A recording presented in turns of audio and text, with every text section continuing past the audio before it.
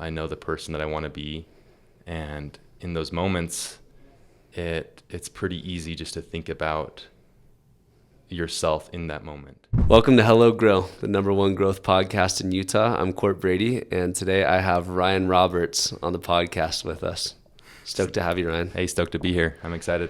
So I've known you since you were 16 years old, and now you're 23. Mm-hmm. You've lived a long and intense life. You've had a lot of things happen to you, and you've done a lot of things and caused a lot of change in the world in a short period of time. You've done door-to-door sales. You've done solar sales. You had COVID hit in the middle of a mission experience for your church. Mm-hmm. And while you were doing solar sales, you had tragedy strike, and your twin brother Max passed away in a boating diving accident, which I'd love to get into. In the podcast, we'll talk about different archetypes of solar and pest sales, the things that you did, what you overcame during COVID as a missionary, and then what Max's experience was like, what your experience was like in that, Mm-hmm. and how you responded, how you wish you would have responded, if there's any difference between those two, what other people said, what you wish they would have said, and how people can respond to those going through tragedy. And then you went back and did door-to-door sales, which I feel like is the hardest job someone can possibly have. That's why people that are good at it make a lot of money doing it, Mm-hmm. because it's so unbelievably difficult from a mental and emotional perspective. So to be able to have the grit and gumption to go back and doing something like that after such a hard tragedy, I want to figure out, I want to dissect your brain. What makes you tick? How did you figure that out? And where are you at now, a year into it? Yeah. Is that all right? Yeah, let's get into it. Okay, so just to kick it off, tell me, let's start with your mission. You're in Argentina, Mm-hmm. and it's 2020, March, COVID hits. And how long into the mission are you, and what happens? What's the experience? So I was about 6 months into my mission, and that's the point where missionaries start figuring it out a little bit. You could speak Spanish now? A little bit. At that point? Yeah, I wish I could say I could speak Spanish fluently at 6 months, but that's not the case. I feel like it took my whole mission to really learn Spanish. But that's when you start to figure out how it works to be a missionary. And unfortunately, the church sent me home. So it kind of just stopped my progress there. But I was home for about 2 to 3 months until the church reassigned me to a different mission. During my time home, that's when I contacted you, and I wanted to do door-to-door sales. I heard a lot of things about door-to-door.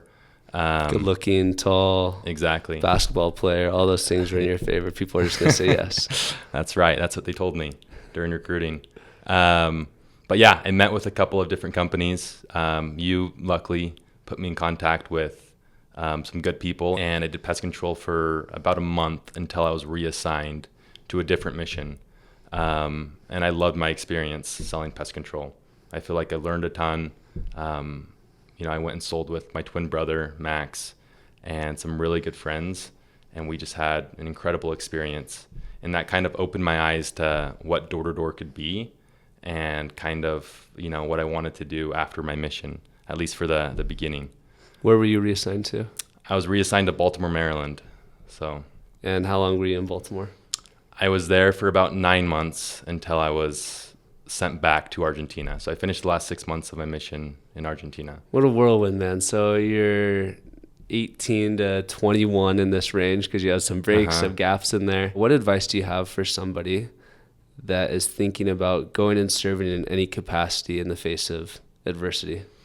It kind of depends what you're doing. If you're serving a mission, you should just know that it's going to be hard. Or if you're going to be doing sales or doing anything else, I think it's always a safe bet to assume it's going to be really hard.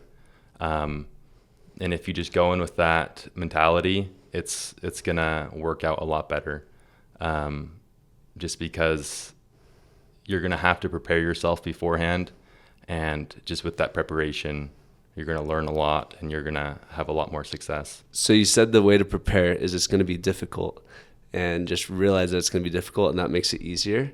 So is your method to just say, yeah, it's going to be hard and grit and bear it, or do you have some tactics or mindset that was helpful in helping you get through that? Yeah.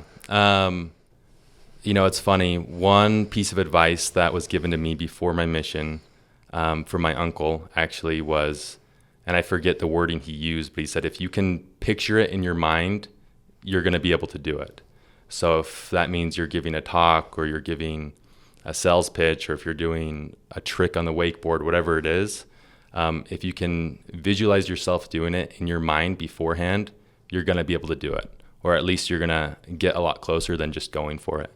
So, for example, serving my mission, I just knew it was going to be hard. I pictured myself going door to door, trying to speak a language that I didn't know beforehand. And I feel like that just gave me, a little bit of an edge on other people that just went out there not knowing anything, if that makes sense. Yeah, totally.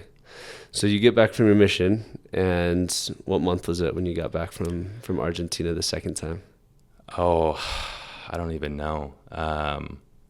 It was September. So summer's over, so you have Summer's some time. over. Yep. So you talk to some people, you make a decision to go do solar this next year. Can you talk us through that decision? For sure. I was 100% set on doing door-to-door, but I just didn't know what I wanted to do. I knew a lot of people that had a lot of success in pest control and smart home security and solar. So I just thought I would meet with as many different companies as possible, talk to as many people as possible, and just base my decision off of that. And you set on solar. I decided solar, and the reason for that is I talked to a lot of solar companies. I think I talked to 4 solar companies, and their numbers were just almost unbelievable. And the reason why I decided on solar was I had the thought process of, even if what they're saying is half true, that's incredible. That's better than these other guys. Because you know how door-to-door is. There's a lot of companies and a lot of people that kind of overpromise and underdeliver. But even if these companies underdelivered, it would still be better than these other companies and these other options that I had. And so I decided on solar. I decided on a specific company, and it was even better than I could have thought. It was awesome. So they overpromised and overdelivered. Yeah, it was awesome. I love that. So you get out to Florida, and you quickly find out that there's some differences between pest and solar. What are the biggest differences, somebody going into making that decision? Is there a different archetype for a solar guy versus a pest guy? So it depends what position you're going to be. With pest control, everyone has the same role. You're going to be going door to door the entire time. With solar, I wanted to close from the beginning. Usually you have to be a setter, then a closer, then a manager, and there's just a process that you have to go through to move up. But the company I decided to go with, we worked out a deal where I would close right away. But it was because I had pest control experience, and part of me closing the first year is I would have to close 10 deals by myself, meaning I would have to go knock doors, set 10 appointments, and close them myself to kind of prove myself. Yeah. Which is not an easy thing. No, it was not easy. And if I was able to do that, then I could be a full-time closer. And that was the numbers I was looking at when it came to commissions, because those people were making the most money. So that's just what I wanted to do. So I went for it. And what did you have any quick realizations of the difference in what's needed for a pest cell versus a solar cell?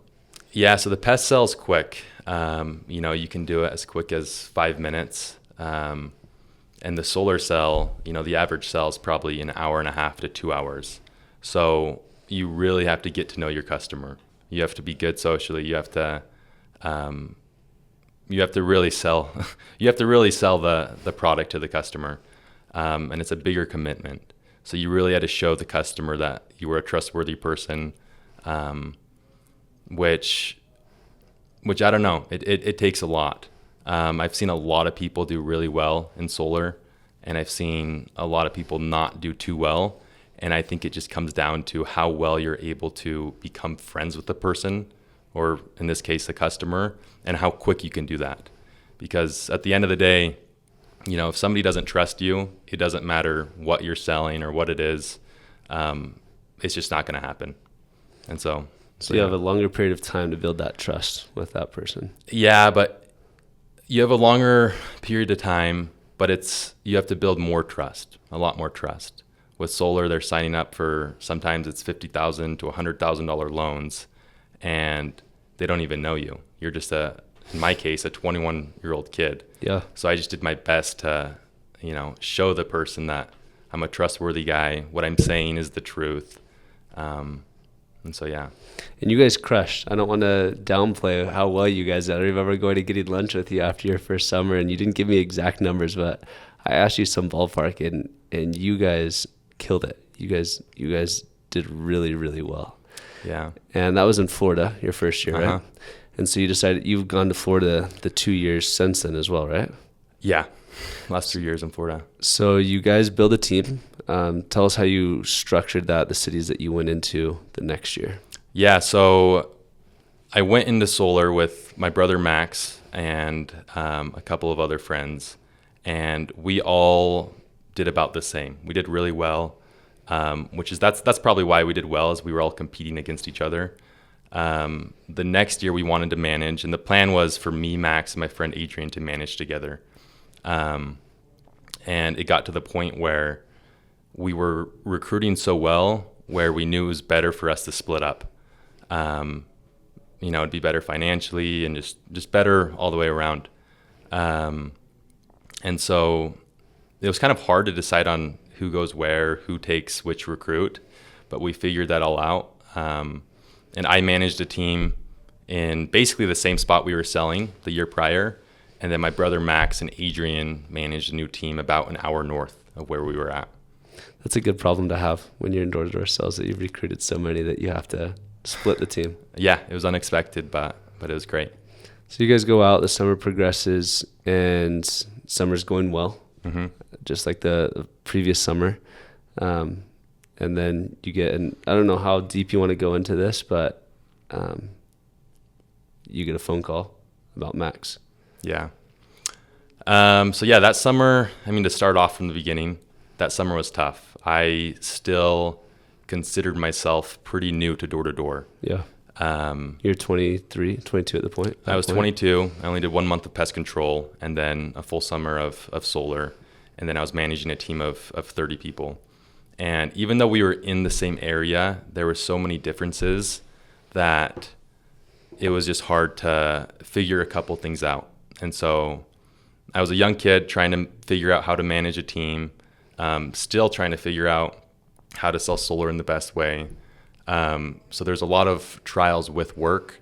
And then just to top it all off, I got a call and my dad let me know that Max had passed away. And that obviously trumps everything. That was a pretty hard experience to go through.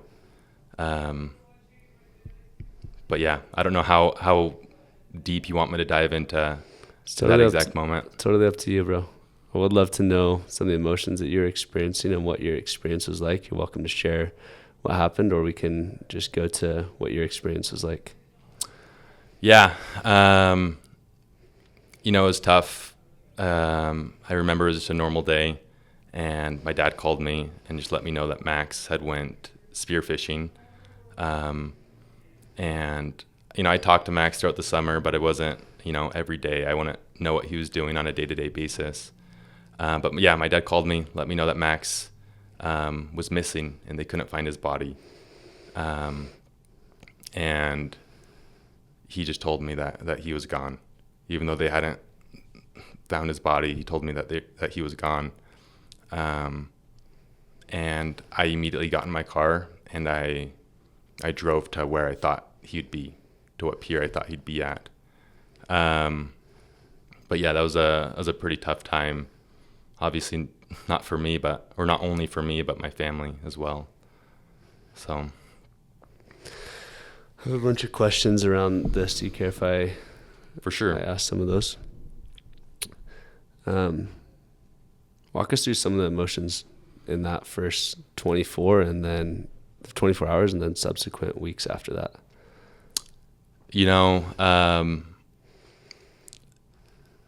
That's a tough question. It's hard to even describe the feelings that I was feeling.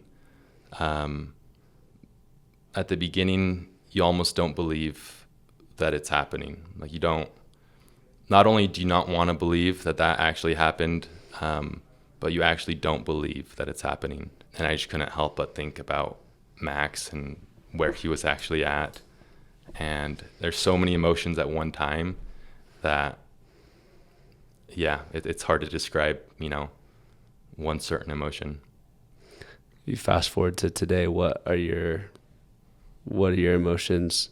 What does a typical day look like now? Oh, it's tough. It's been about a year and a half since he passed away. So I definitely experienced a lot of waves of different emotions. I miss him every single day, obviously. And I think one thing that's really helped me is just thinking with an internal perspective, thinking in the bigger picture. When something like that happens, it's pretty easy to go down the path of how you're feeling in that current moment, and not wanting to leave that moment. You're sad, and you almost want to feel sad, and you don't want to do anything else. But by thinking in an eternal perspective, in the bigger picture, that kind of helps you realize, what life's about, what's actually important. And it helps you how can I even put this in words? It just helps you move forward, if that makes sense. I don't know if that makes any sense, what I just said. Yeah. Do you have any strategies? Did you have any strategies? I mean, that first week, I'm sure that was just everything is happening. Your mind's not able to focus probably on anything. It's just this super traumatic experience. And then you go back, and I can imagine the world is still stopped for you. And then everyone after the funeral, I'm sure you're getting texts, I'm sure you're getting people that are reaching out, but they continue to move forward with their jobs, their careers, their kids, their schooling.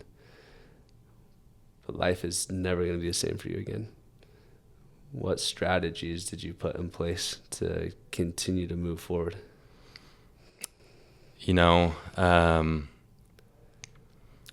It's hard, especially at the beginning. You don't really sleep a lot, and it's hard to think straight when you're not getting good sleep. And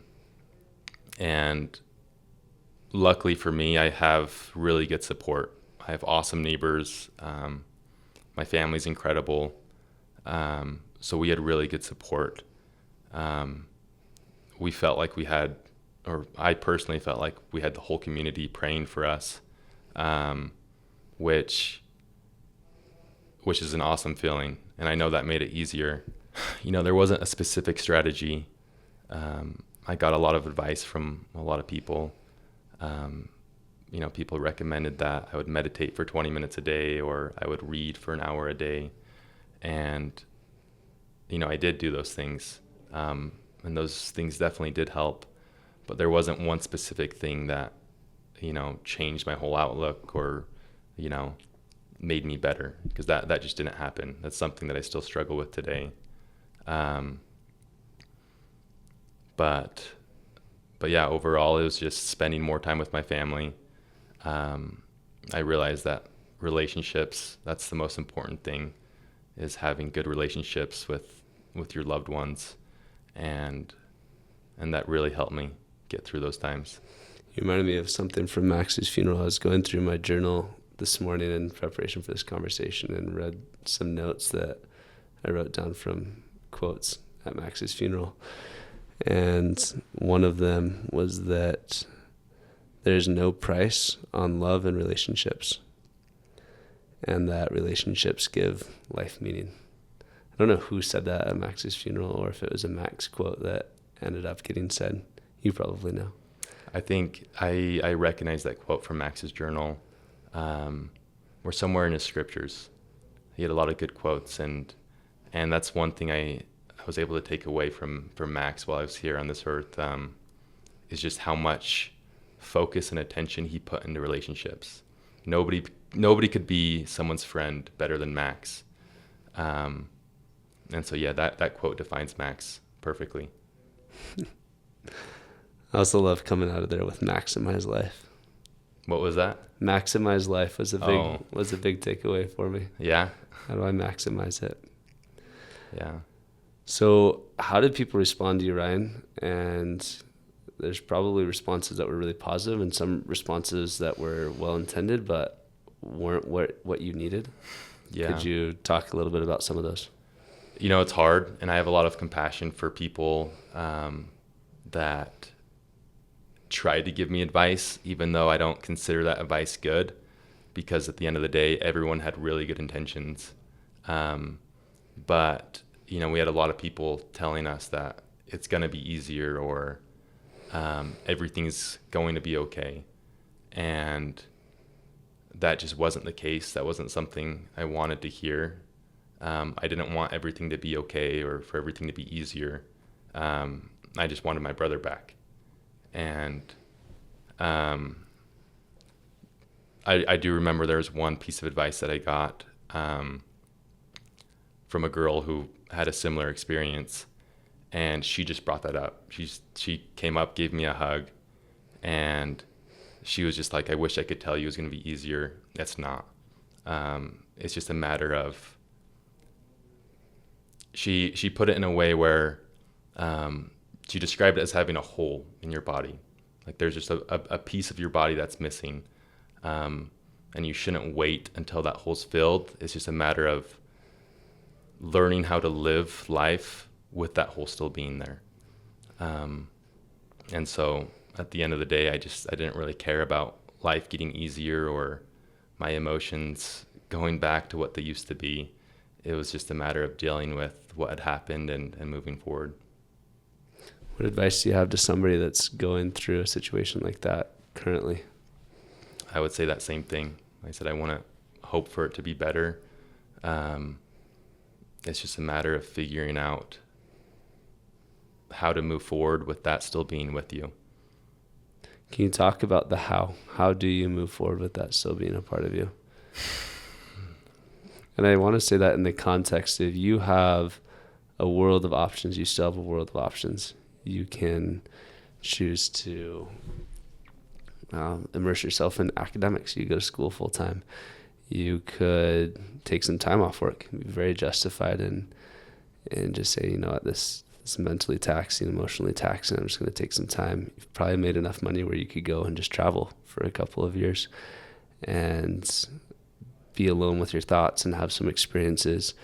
You could numb all of it with substances or media and have all of your time taken up in that. So I'm curious to know how did you choose to do something so hard? Like you impressed me to such a large degree that you went out and did something so incredibly hard and continue to move forward. And I know how hard your job is outside of something so difficult. Yeah, no, I appreciate that. I think just by thinking of the bigger picture, and like we were talking about earlier, thinking with an internal perspective. You know, I know what I want to accomplish in life. I know the person that I want to be. And in those moments, it's pretty easy just to think about yourself in that moment. And you're feeling sad, you want it to be resolved immediately. But by thinking about the bigger picture, it forces you to keep moving forward. You know, like with going back and selling after Max's funeral, I genuinely thought about staying home and just taking it easy, spending time with my family and, you know, just doing easier things. But by thinking with an internal perspective and thinking about the bigger picture, I knew that wasn't going to help me progress. And at the end of the day, it would have only made things worse if I, you know, stayed home or if I took time off of school or, you know, I just did other things that weren't helping me progress in this life. It would have only made it worse. There's a quote that came to mind while you're speaking that is, choose the short term hard to make the long term easy. Yeah, I love that. And you would have been completely justified 100% supported and surrounded with love here as well. If you would have stayed home and taken some time off school, whatever you would have chosen to do, and you still chose to go and do the hard. What you've talked about, this long-term perspective, eternal perspective, but you also talked about the bigger picture here on earth. Yeah. What is your bigger picture, that thing that you envision and the life that you're creating? Yeah. From, with who I want to be, I want to be successful. I have a lot of good role models. What does that mean? We're going to dive into what success, how you define success. Yeah, that's a great question. You want to go into that right now, or? Well, you keep going with your answer. I'm sorry I interrupted you. What the bigger picture looks like, and you might hit on it when you talk about the bigger picture. Yeah. The bigger picture for me, especially, for the last couple of years, was just make a lot of money and get through school. I feel like if I could do that in 4 years, I'm good. Now it's a little bit different. It's more of being a good person, trying to be like people that I really look up to. In our ward, we have a lot of great people. There's a lot of people I look up to, and the bigger picture is basically trying to become like them and learning from what they did. And yeah, I'm kind of losing my train of thought there. No, you're good, bro. So when we talk about defining success, so bigger picture for you looks like making a lot of money, getting through school, but that's pivoted to being a good person, being like those role models that you have. Yeah. What does success in the long term look like 10, 20 years from now? Yeah. For me, it's having strong relationships. I would love to be 20 years down the road and just have really strong relationships with every one of my family members, with the people in my neighborhood, with my close friends. That's success to me. Before, if you would have asked me that, it would be to have $20 million and be living, I don't know, on a beach somewhere. You'll probably have all of those, the relationships, the money, and the beach. I don't know, hopefully. but yeah, to have good relationships and just be a good person and someone that people want to be friends with, I think that's a good definition of success. We both know Tony Horsey really well. I love Tony. I think that's how he defines it. Yeah. That's the only thing that matters in this life is relationships. It's all about relationships. Yeah, I agree. You must have been talking to him. I've talked to Tony quite a bit. I've learned a lot from him. Ryan, is there anything, you gave some really good advice, the advice that girl gave you when she had gone through something similar. If you were sitting across from end of June or early July 2023, Ryan, what do you wish you could have told him?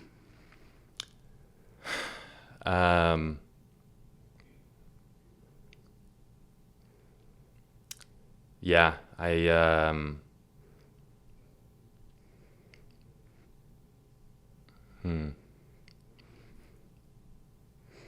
I think it would be able to get into that mindset earlier, the mindset of figuring out what's important, and thinking again from an eternal perspective. After losing Max, it was hard. Thoughts come into your mind of, I'm not going to see my twin brother for the rest of my life. I'm not going to be able to see his kids, or he's not going to be able to see my kids. Those thoughts, just flood your mind. But by thinking eternally, you realize that he's still here and that this life is just a short period of time. And I think if I could have figured that out a little sooner, it probably would have made everything a little bit better. So yeah. Thanks, Ryan. Yeah, for sure. If you can channel future Ryan, if time is just a construct that we have to live through, and Ryan 12 months from now, if you're able to channel September 2025 Ryan, what's the piece of advice that he would tell you? That's a good question. I hope that advice would be something along the lines of have fun, focus on the good in life, and probably not put too much focus on what's not going your way. That's great advice. Yeah. Love you, bro. Thanks for being on the podcast. This has been amazing. Thank you so much for having me. Such a treat for me. That was fun. You've been watching Hello Grow, the world's #1 growth podcast. I'm Cortland Brady. I'm Carlos Souza. If you've watched this video so far, it means that you like the content that we're putting out and the people we're interviewing. We're putting together a community of business leaders, entrepreneurs, and sales leaders. You liking, subscribing, and sharing this content helps us reach those that are going on that journey. If you want to be a part of this community, please subscribe, smash that like button, and turn on those notifications.